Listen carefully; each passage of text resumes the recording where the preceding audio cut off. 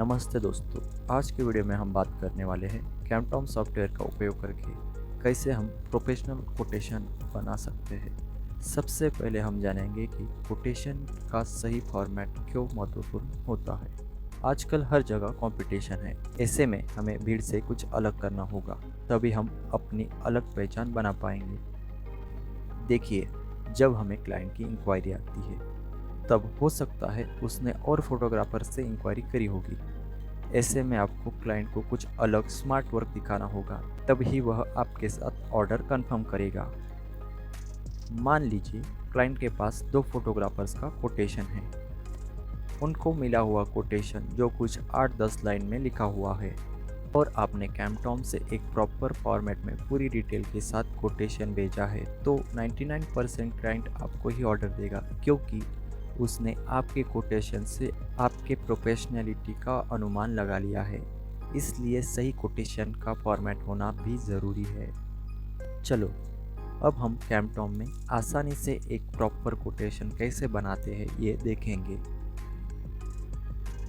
आप quotation mobile application और desktop application दोनों में बना सकते हैं। आपको यहाँ मेनू में कोटेशन का ऑप्शन मिलेगा, इस पर आपको क्लिक करना है। आपके सामने ये पेज खुलेगा। इसमें नीचे न्यू कोटेशन का ऑप्शन है, इस पर आपको क्लिक करना है। हमारे सामने एक कोटेशन का फॉर्म खुल गया है।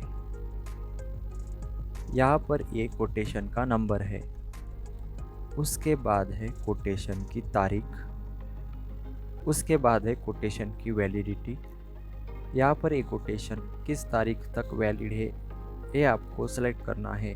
बाय डिफ़ॉल्ट इसमें 3 महीने की तारीख आती है। यहाँ पर है कोटेशन का टोटल बजट। वैसे हमारा फिक्स होता है कि इस कस्टमर को हमें कितने का बजट देना है, वो यहाँ पर आपको लिखना है। मैं यहाँ पर 50,000 लिख रहा हूँ। अगर आप चाहते हैं कि कोटेशन के आइटम के अनुसार हिसाब के बजाय यही आपकी फाइनल कोटेशन की अमाउंट दिखे, तो आपको ये चेक लगा देनी है। अब एक कोटेशन की बजट प्राइस को कोटेशन की फाइनल अमाउंट दिखाएगा। अगर आप यहाँ नीचे प्रीव्यू में देखेंगे, बिना कोटेशन के आइटम दिए हुए भी ये कोटेशन की फाइनल अमाउंट आ रही है। अगर आप कोटेशन के आइटम के हिसाब से फाइनल अमाउंट कैलकुलेट करना चाहते हैं, तब आपको ये टिक हटानी है। अब एक कोटेशन में जो आप आइटम्स ऐड करेंगे उसकी प्राइस के हिसाब से कैलकुलेशन करेगा। आपके कोटेशन की अमाउंट कितनी चल रही है ये आप यहाँ पर देख सकते हैं, और आपको कितने पैसे के और आइटम्स ऐड करने हैं वो यहाँ पर दिखा रहा है। यहाँ पर आप आपका नाम और लोगो लगा सकते हैं। यहाँ पर अगर आपने लगाया नहीं है तो आप अपडेट बटन पर क्लिक करके आपको यहाँ पर आपका लोगो, नाम और एड्रेस लिखकर सबमिट कर देना है। वो कोटेशन में आपका नाम, लोगो और एड्रेस सेट हो जाएगा। उसके बाद यहाँ नीचे हमें ये कोटेशन किस क्लाइंट को देना है ये हमें सेलेक्ट करना है। इसके लिए आपको इस अपडेट बटन पर क्लिक करना है। आपके सामने क्लाइंट्स का पेज आ जाएगा। आपको जिस क्लाइंट को ये कोटेशन देना है वो अगर लिस्ट में नहीं है तो आप यहाँ पर ऐड क्लाइंट करके उसको ऐड कर सकते हैं। आपको यहाँ पर क्लाइंट का नाम लिखना है, एड्रेस है तो आप यहाँ पर लिख दीजिए, क्लाइंट का मोबाइल नंबर लिखना है और यहाँ से आपको क्लाइंट सेव कर लेना है। क्लाइंट सेव होने के बाद आपको यहाँ से क्लाइंट सेलेक्ट कर लेना है। यहाँ पर क्लाइंट की डिटेल्स आ जाएंगी। उसके बाद आता है कोटेशन की आइटम्स। आप यहाँ रेड कलर में देखेंगे इवेंट और ग्रुप। आप जब इस पर क्लिक करोगे तब आपके सामने ये पेज आ जाएगा। इस पेज पर आपको यहाँ पे दिखा रहा है सेट ग्रुप और इवेंट नेम। कुछ फोटोग्राफर्स इवेंट के अनुसार कोटेशन देते हैं। अगर आप भी इवेंट के अनुसार कोटेशन देते हैं तो आपको यहाँ इवेंट का नाम लिखना है। आप यहाँ इवेंट की डेट और लोकेशन भी लिख सकते हैं। आप कैमटॉम में वर्क टाइप्स बनाकर रख सकते हो। उन्हीं वर्क टाइप्स से आप यहाँ पर इस ग्रुप के लिए सेलेक्ट कर सकते हैं। यहाँ पर कुछ बनाए हुए हैं, उनको मैं क्लिक करता हूँ। जैसे कि कैंडिड फोटोग्राफी में हल्दी में देना चाहता हूँ। नंबर ऑफ़ वीडियोग्राफर्स मेरे कितने होंगे, मैं यहाँ पर सेलेक्ट कर रहा हूँ। इवेंट का एक ग्रुप बन गया, उसके अंदर आपको दिखेंगे हमने कैंडिड फोटोग्राफी और नंबर ऑफ़ वीडियोग्राफर्स यहाँ पर लिखे थे। अगर आप इवेंट के ग्रुप से कोई आइटम निकालना चाहते हैं तो आप यहाँ पर क्लिक करके निकाल सकते हैं। अगर आपको इसको अपडेट करना है तो यहाँ पर क्लिक करके आप अपडेट कर सकते हैं। कोटेशन बनाते वक्त आइटम अपडेट करने से वो वर्क टाइप्स का जो कैटलॉग हमने बनाया था उसमें अपडेट नहीं होता, ये बस इस कोटेशन के लिए अपडेट होता है। तो मैं यहाँ पर अब मैं लिख रहा हूँ कि मैं 2 वीडियोग्राफर्स इस इवेंट में दे रहा हूँ और उनका जो अमाउंट है वो मैं यहाँ पर लिख रहा हूँ और यहाँ से सेव कर दे रहा हूँ। यहाँ पे देखिए, आप देख सकते हैं number of photographers for event coverage. आप यहाँ पर नोट ऐड कर सकते हैं, जैसे कि एक्स्ट्रा चार्ज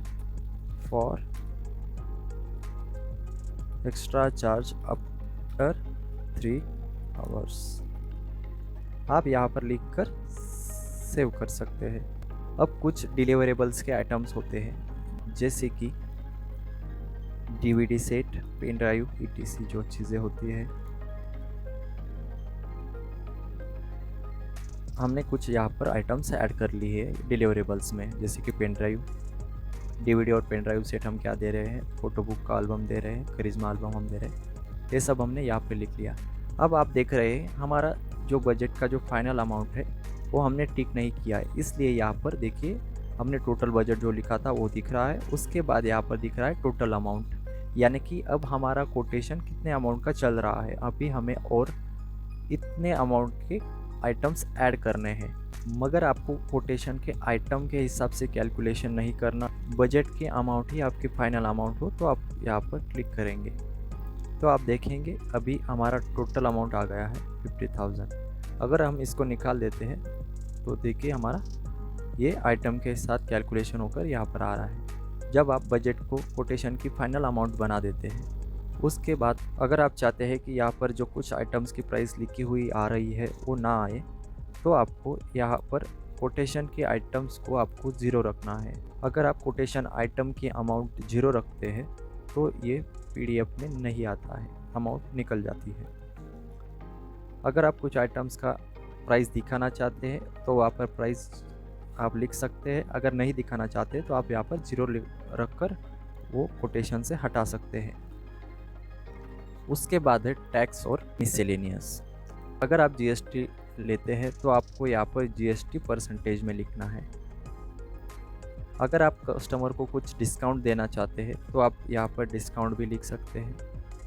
अगर आप टैक्स नहीं लेते हैं तो फिर आपको यहाँ पर एम्प्टी रखना है, और आप अगर डिस्काउंट नहीं देना चाहते हैं तो आपको यहाँ पर 0 रखना है।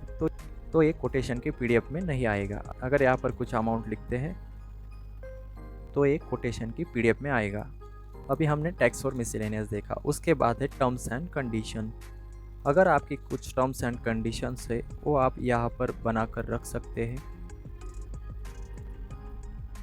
जो आपने टर्म्स एंड कंडीशन की लिस्ट बनाई हुई है, बस आपको उनको सेलेक्ट करना है, वो आपके कोटेशन में ऐड हो जाएंगे। आप यहाँ पर फाइनल प्रीव्यू देखकर अगर सब सही है तो आपको यहाँ पर जनरेट कोटेशन पर क्लिक करना है और कोटेशन जनरेट कर लेना है। आपके सामने आपका कोटेशन फुल स्क्रीन में आ गया है।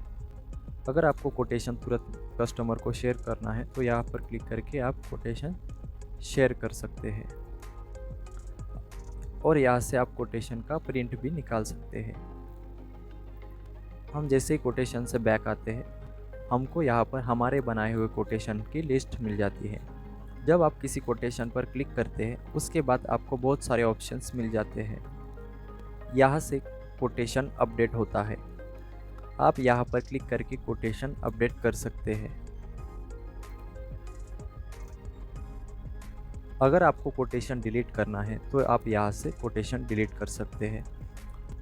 अगर आप इसी कोटेशन की तरह दूसरे क्लाइंट के लिए कोटेशन बनाना चाहते हैं तो आप यहाँ पर कॉपी करके एक नया कोटेशन बना सकते हैं। बस आपको यहाँ पर क्लाइंट को चेंज कर लेना है आपका एक नया कोटेशन बन जाएगा। उसके बाद अगर आप बनाए हुए कोटेशन की पीडीएफ निकालना चाहते हैं तो आप यहाँ से पीडीएफ ले सकते हैं। बनाए हुए कोटेशन को अगर आपको बिल में कन्वर्ट करना है तो आप यहाँ से बिल में कन्वर्ट कर सकते हैं। जब हमारा क्लाइंट ऑर्डर कंफर्म कर देता है तब आप यहाँ से इस कोटेशन को ऑर्डर में कन्वर्ट कर सकते हैं। यहाँ पर क्लिक करने के बाद ये आपको ऑर्डर बुकिंग के फॉर्म पर ले जाएगा। इसमें सारी चीज़ें आ जाती है, बस आपको यहाँ से इवेंट्स ऐड करने होते हैं। ऑर्डर बुकिंग कैसे करनी है हम अगले वीडियो में जानेंगे। देखा हमने कितने आसानी से कैम्पटॉम में एक प्रोफेशनल कोटेशन बना लिया है। इस तरह आप कैम्पटॉम का यूज़ करके आपके व्यवसाय को अलगपन दे सकते हैं। अगर आपको कुछ समझ में नहीं आया तो आप कैम्पटॉम के सपोर्ट नंबर पर कॉन्टैक्ट कर सकते हैं। धन्यवाद।